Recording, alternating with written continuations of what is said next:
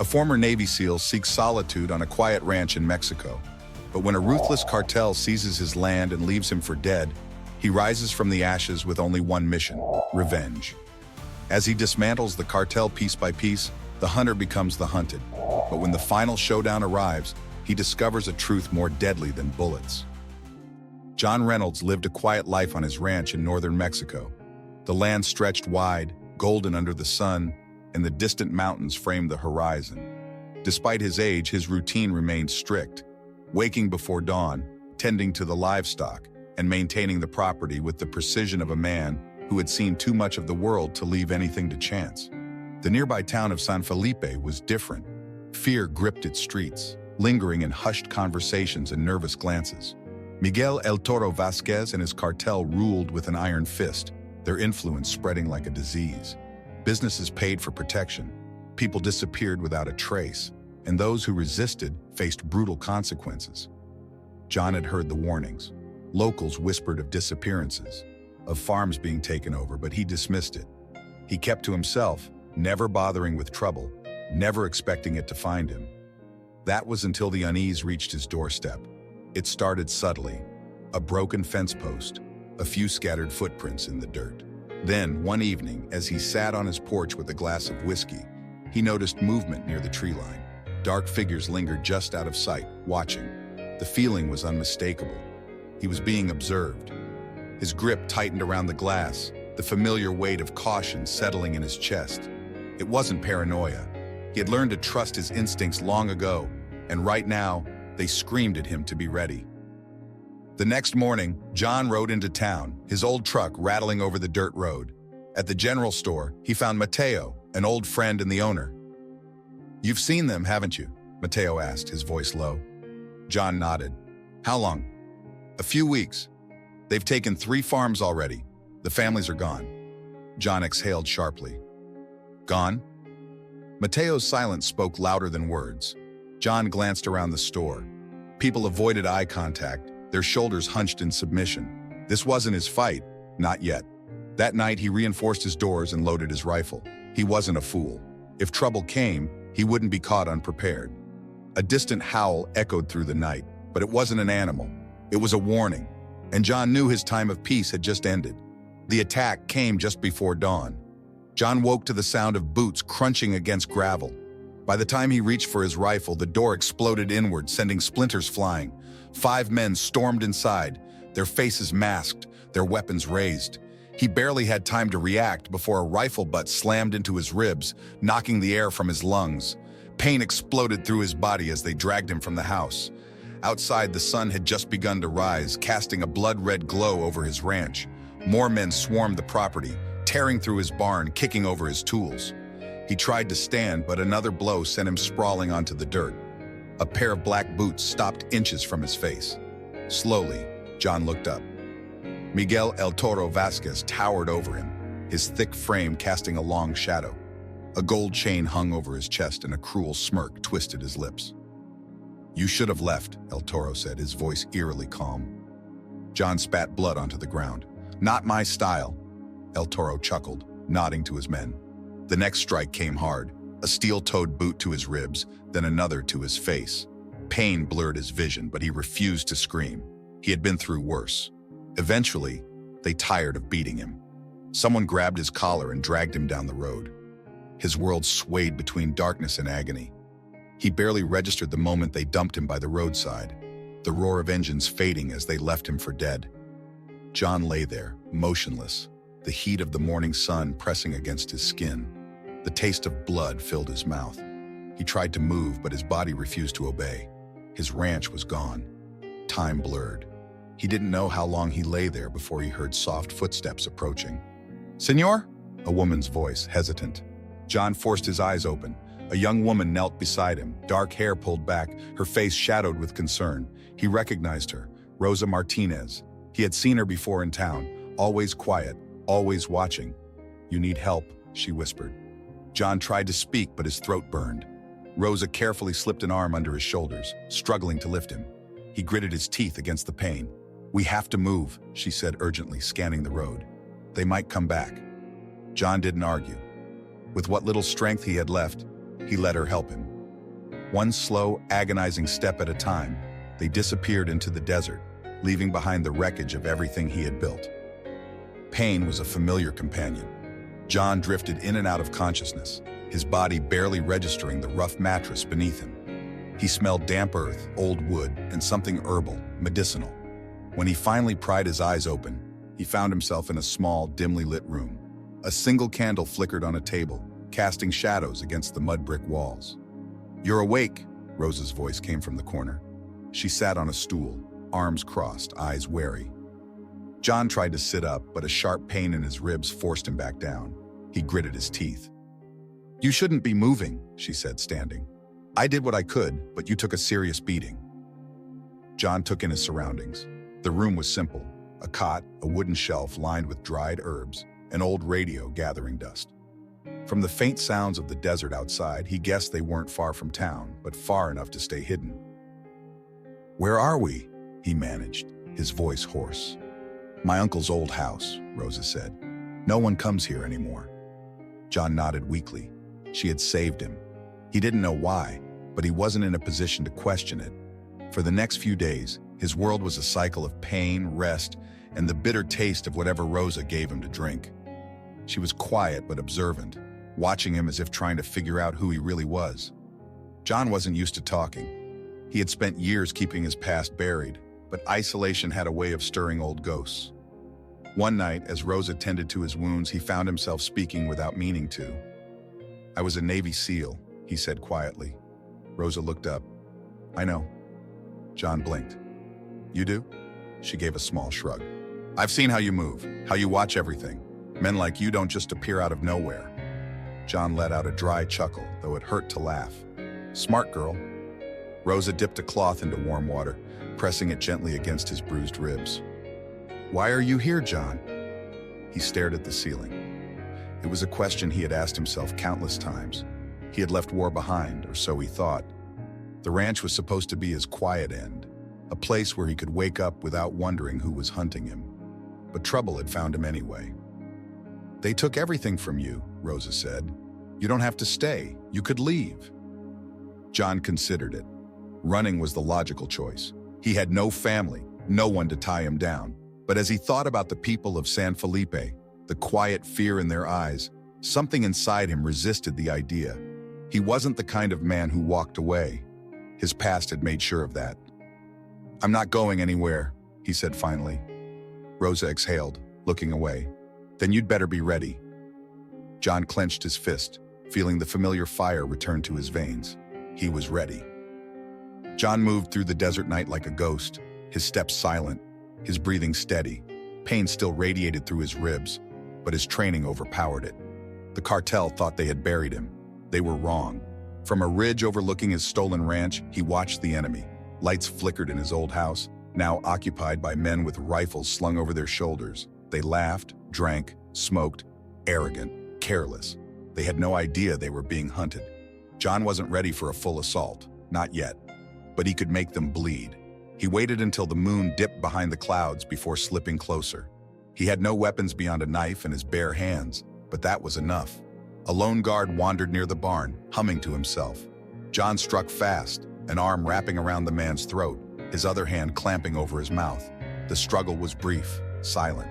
When the body hit the dirt, John took the man's pistol and disappeared into the shadows. Step by step, he dismantled them. A truck's gas tank was punctured, its fuel spilling into the dust. A generator cable was cut, plunging the barn into darkness. A supply crate was overturned, scattering their food into the dirt. Small things, but enough to make them uneasy. The night ended with a message. John painted a symbol on the barn wall in thick black strokes. A crude bull's skull split down the middle. He knew it would send a chill through them. They feared El Toro, but deep down, every man feared something worse. By the time the sun rose, John was already gone. Miguel Vasquez was not a man who tolerated defiance. When he arrived at the ranch later that morning, his expression darkened at the chaos. His men stood stiff, nervous. One tried to explain, but a single glare from El Toro silenced him. He studied the painted skull, jaw tightening. This was not the work of an ordinary man. Someone had training, experience, a survivor. "El Viejo," one of his men muttered. Vasquez exhaled slowly. He had underestimated John Reynolds, a mistake he would not make again. John knew he couldn't fight alone forever. He needed information, eyes in the town, people who still had something to lose.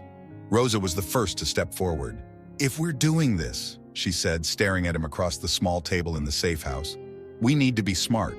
John nodded. That means knowing their movements, their weaknesses. She already had answers.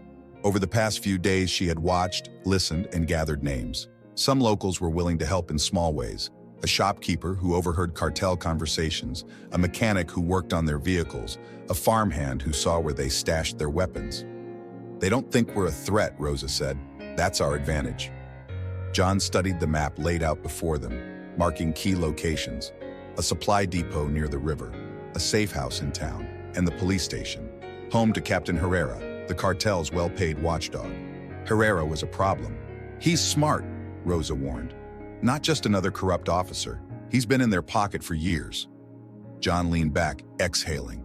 He had known men like Herrera before, men who wore a badge but served only themselves. "Then we make him feel the pressure." The first target was the supply depot. It was lightly guarded, 2 men watching over crates of ammunition and weapons. John waited until the dead of night, then struck fast. One guard went down with a silent knife to the throat. The other turned too late, catching only a glimpse of John's shadow before a bullet silenced him. Within minutes, the depot was in flames. By dawn, the cartel was reeling. Their supplies were gone, their men humiliated. Fear crept through their ranks. Herrera arrived at the ranch that afternoon, his uniform crisp, his expression unreadable. El Toro met him at the entrance. "You were supposed to keep the town under control." Herrera folded his arms. "You think I let this happen?" El Toro's gaze was cold. "I think someone is making fools of us." Herrera exhaled sharply. "It's Reynolds, the old man survived." El Toro's lips curled into a slow, amused smile. "Then find him." That night, John and Rosa sat on the rooftop of a half-abandoned cantina, watching Herrera's men patrol the streets. "They're getting desperate," Rosa whispered. John nodded. That was the plan. He wasn't here for revenge. He was here to dismantle them piece by piece until they were too weak to stand. But now, the hunt had begun, and Herrera was closing in. John stood in the shadows, watching from the rooftops as cartel enforcers flooded into San Felipe. They moved in groups, weapons visible, their presence louder than before. The fires he had set, the attacks he had launched, it was working. They were nervous, but desperate men were dangerous. Rosa climbed up beside him, her breath steady despite the height. "They brought more men," she whispered. John nodded. "They're preparing for something." They watched as 2 black SUVs rolled into the town square, stopping in front of the police station. Captain Herrera stepped out first, speaking with someone in the lead vehicle. Moments later, Miguel Vasquez emerged. Even from a distance, his presence carried weight. He wasn't just here to inspect the damage, he had a plan. John tensed. "We need to get closer." They slipped through the back streets, sticking to the darkness. Near the station, they found an open window and climbed into an empty office. Through the blinds, they saw Herrera and El Toro in a heated conversation. "We end this now," Vasquez growled. "We push back hard." Herrera frowned. "You don't know who you're dealing with." Vasquez's eyes narrowed. "I know exactly who he is, and I know how to break him." He leaned closer. "We hit the town. Hard. No more warnings. No more waiting. We make an example." John's hands clenched into fists. "That's not all," Herrera added. "There's a girl, Rosa Martinez. She's been asking too many questions." John felt Rosa stiffen beside him. Vasquez smirked. "Then we kill her too."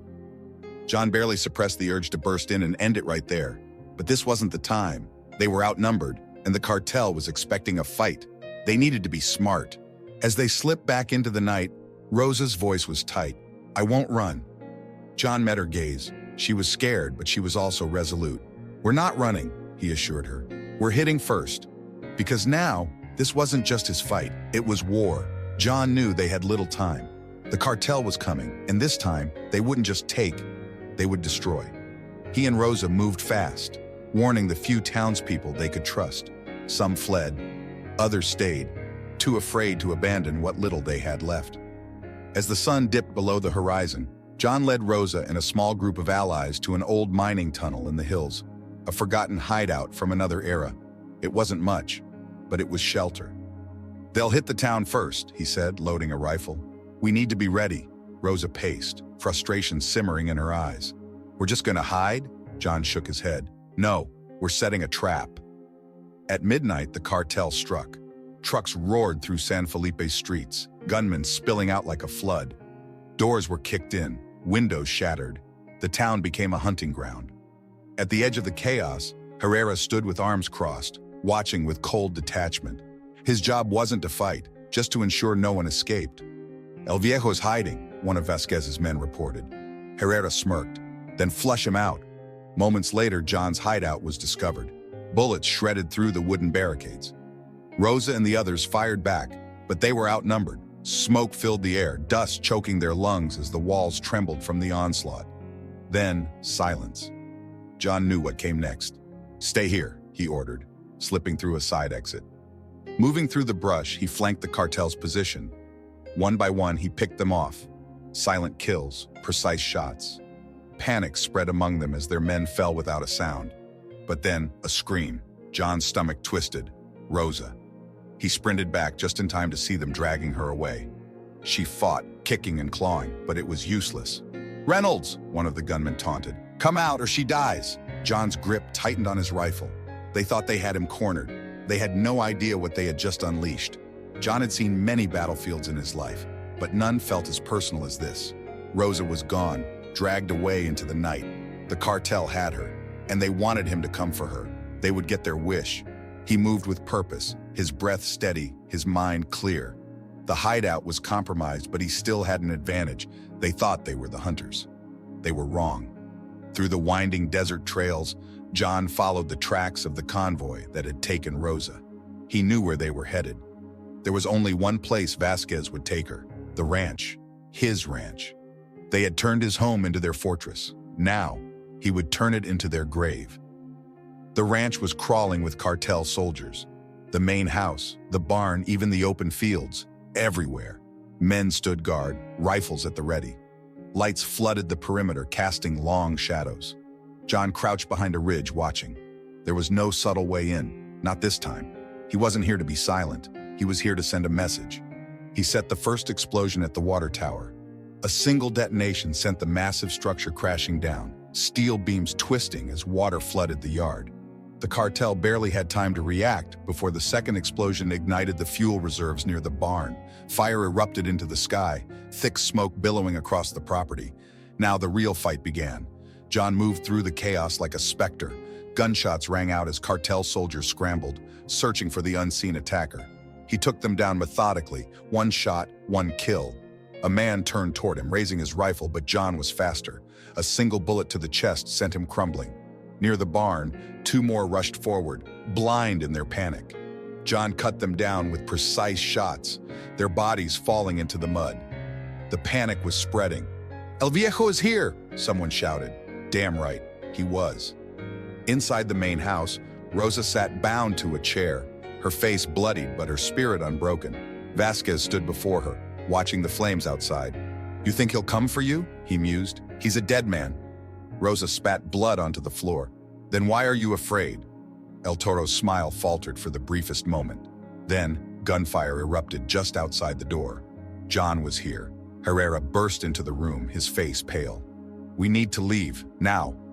Vasquez turned slowly. "You're scared of one man?" Herrera gritted his teeth. "You don't understand. He's not just some old soldier, he's a killer." Vasquez clenched his jaw, then turned to Rosa. "Very well. If he wants to die for you, so be it." He drew his pistol. But before he could pull the trigger, the wall exploded. John burst through the smoke, shotgun raised. The first blast caught Herrera in the shoulder, sending him crashing into a table. Vasquez fired wildly, but John moved fast, dodging behind cover. "Kill him!" Vasquez roared. Herrera, bleeding and cursing, scrambled for his weapon. John was on him in an instant, slamming the shotgun across his face. The corrupt officer crumpled to the ground. Rosa twisted against her restraints, kicking her chair over. John knelt, cutting her free in a single motion. "Can you run?" he asked. She nodded, wiping blood from her lip. "Then do it," he ordered. "Get out of here." She hesitated. "John, go." She understood. This wasn't her fight anymore. This was his. Vasquez was waiting in the courtyard, his men forming a line behind him. John stepped out into the open, reloading his shotgun with calm precision. Smoke and fire framed the scene, embers floating in the night air. El Toro grinned. "You should have stayed dead." John raised the barrel. "So should you." The gunfight erupted. John fired first, taking down the man to Vasquez's left. A bullet whizzed past his ear, but he kept moving, reloading as he advanced. Another shot, another body hit the ground. The cartel's numbers meant nothing. They were used to fear. They were used to power. They weren't used to him. John ducked behind a stone pillar as gunfire tore through the air. He counted his rounds. 4 left. A figure lunged toward him, a machete-wielding soldier. John stepped aside at the last second, catching the man's wrist and twisting. A sickening crack and the weapon clattered to the ground. John drove his knife into the man's gut, then turned just in time to take down another cartel enforcer with a single ruthless shot. Only Vasquez remained. El Toro panted, his pistol raised. His men were gone. His empire was burning, and John was still standing. They circled each other, 2 predators locked in their final battle. "You think this changes anything?" Vasquez sneered. "There will always be another cartel, another man to take my place." John tilted his head. "Not tonight." Vasquez fired first. John dodged, rolling behind a stack of crates, another shot inches from his skull. John moved fast. He closed the distance before Vasquez could reload, slamming into him with the full force of his weight. They hit the ground hard, fists flying. Vasquez was strong, but John was relentless. He drove his knuckles into Vasquez's ribs, then his face. Blood splattered across the dirt. But Vasquez wasn't done. With a guttural roar, he swung a knife at John's throat. John caught his wrist just in time. They struggled, muscles straining, the blade mere inches from his flesh. Then, with a final surge of strength, John twisted Vasquez's arm, turning the knife back on its owner. The cartel leader let out a choked gasp as the blade plunged into his chest. John didn't let go. He stared into Vasquez's eyes, watching the light fade. It was over. The flames consumed the ranch, turning the past into ash. John stood at the edge of the inferno, watching his old life burn away. Footsteps approached. "Rosa." "You did it," she murmured. John exhaled. His ribs ached, his body screamed for rest, but he was still alive. For the first time in years, he didn't feel like a man running from something. "What now?" she asked. John looked at her. At the town beyond the hills, at the future. "I guess we rebuild," he said. Rosa smiled, and as the first light of dawn touched the horizon, John Reynolds walked away from the fire, toward whatever came next. The ranch was in ruins. Smoke coiled into the night sky, embers glowing like fallen stars. Bodies littered the ground, cartel soldiers who had underestimated a man with nothing left to lose. But John Reynolds wasn't finished. Miguel Vasquez still breathed. John moved through the wreckage, reloading his pistol with steady hands. Vasquez had vanished in the chaos. But John knew exactly where he would go. Predators, when wounded, always crawled back to their dens. And for Vasquez, that meant the stables. John approached cautiously, his boots crunching over scorched dirt. The wooden structure had escaped the worst of the fire, its doors left ajar. Inside, the scent of sweat, hay, and blood filled the air. A shadow moved. John barely ducked in time as a bullet split the doorframe beside him. Vasquez was waiting. The drug lord stood at the far end of the stable, leaning against a wooden post. His suit was torn, his face streaked with blood. One arm hung useless at his side. Dislocated or broken, it didn't matter. But he still had a gun. John pressed against the stall wall, breathing slow. Vasquez laughed, the sound hoarse, full of something close to admiration. "You are one stubborn bastard, Reynolds." John's grip tightened on his pistol. "So are you." Vasquez exhaled, shifting his weight. "We don't have to end it like this. Walk away, and I'll let you live." John let the silence stretch. Then he stepped into the open. "No," Vasquez smirked. "Didn't think so." They moved at the same time. Gunfire tore through the stable, shattering wood, sending dust and hay into the air.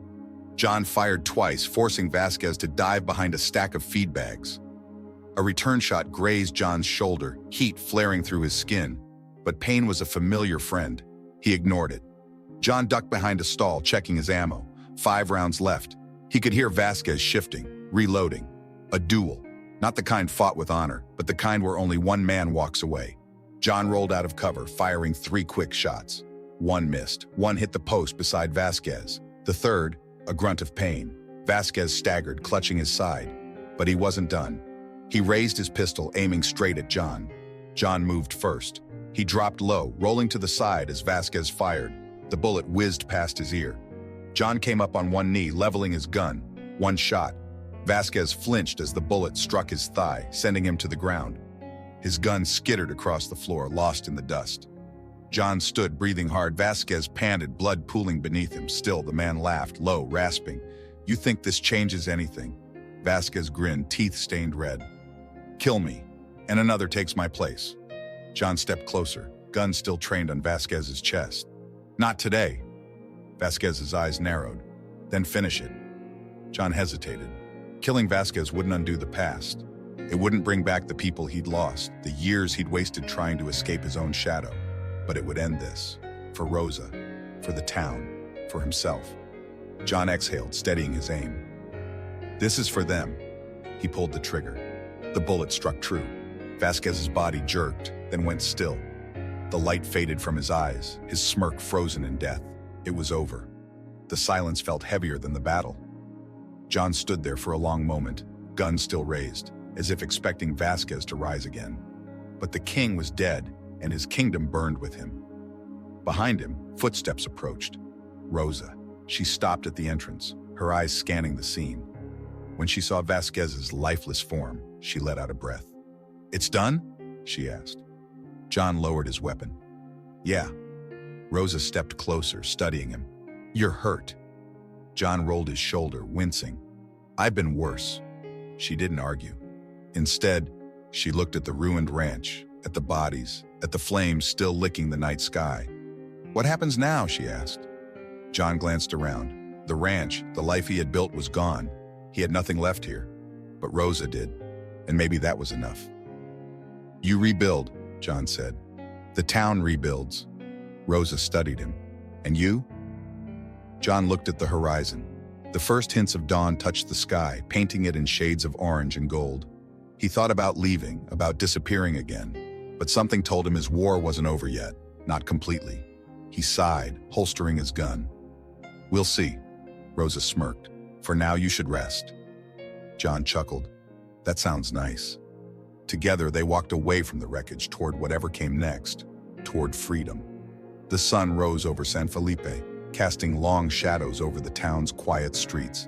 Smoke still lingered in the air, a fading reminder of the battle that had taken place the night before. The cartel was broken. Miguel Vasquez was dead, but the scars remained.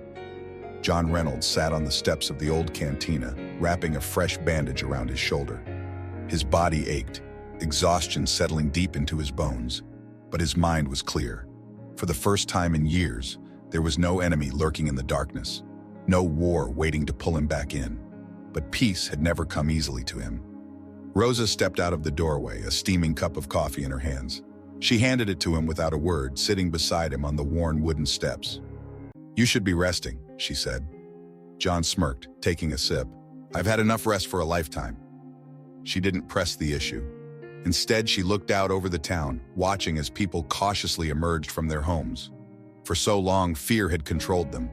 Now there was something else, something fragile, but real. Hope. "They're free," Rosa said, almost to herself. John followed her gaze.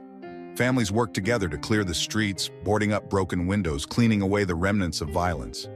The town had been Vasquez's prison for years, but now it belonged to them again. "Not completely," John said. "Not yet." Rosa turned to him, frowning. "What do you mean?" John exhaled, setting his coffee down. "Killing Vasquez was only part of it. His men scattered, but some are still out there. The ones that don't run will regroup." Rosa's jaw tightened. "And Herrera?" John's gaze darkened. "He's still alive." Captain Herrera had survived the battle, slipping away in the chaos like a rat abandoning a sinking ship. But he wouldn't go far. Men like him never did. John spent the next few days gathering information, moving through the town like a ghost. He didn't ask for help. This was his burden, his responsibility. The trail led him to a small outpost in the desert, a rundown gas station that doubled as a hideaway for men on the run. John arrived at night, moving with the same precision he had used against Vasquez's cartel. He took out the first guard silently, slipping into the back entrance with his knife ready. Inside, Herrera sat at a table, a bottle of whiskey in one hand, a pistol in the other. He looked up at the sound of John's boots on the wooden floor, his bloodshot eyes widening. "You don't have to do this," Herrera said, raising his hands. John didn't answer. The corrupt officer chuckled nervously. "I was just doing my job, keeping order. You know how it is." John stepped closer. "I know exactly how it is." Herrera swallowed hard. "I can leave. I'll disappear. No one has to know." John considered it. Then he raised his pistol. "You already had your chance." One shot. Herrera slumped forward, the bottle slipping from his grip. It was done. When John returned to San Felipe, the town was different. Not in a way most people would notice, but in the way people carried themselves. Shoulders weren't as hunched. Conversations weren't whispered. People looked each other in the eye again. Fear had ruled them for so long, but now it was gone. He found Rosa at the market, helping an elderly woman carry sacks of flour. When she spotted him, she wiped her hands on her skirt and walked over. "Well?" she asked. John met her gaze. "It's over." She studied him carefully, then nodded. "Good." He wasn't sure what he had expected. Relief, gratitude, maybe even anger. But Rosa just seemed steady, strong, like someone who had already decided what came next. "What about you?" she asked. John sighed, glancing at the dusty road leading out of town. The urge to leave, to disappear again, was still there. But for the first time in a long time, it wasn't his only option. "I don't know," he admitted. Rosa smirked. "Then stay, at least for a while." He didn't answer right away. Instead, he looked around at the people rebuilding their home, reclaiming what had been stolen from them. Maybe it was time he did the same. Maybe it was time to stop running. John exhaled, a slow smile tugging at the corner of his lips. "Yeah," he said, "maybe I will." And for the first time in years, the road behind him felt more distant than the one ahead. Violence may win battles, but it's the choices we make in the face of darkness that define who we truly are. John Reynolds had every reason to run, but he chose to stand and fight, not just for himself, but for those who couldn't. In the end, he proved that one man's resolve can shake even the most powerful enemies. But the question remains, if you were in his place, would you have fought back or would you have walked away? Click the video on the screen to continue your journey of self-discovery and uncover what it truly means to stand for something greater than yourself. And if you haven't yet, make sure to subscribe for more stories that challenge the way you see the world. I'll see you in the next one.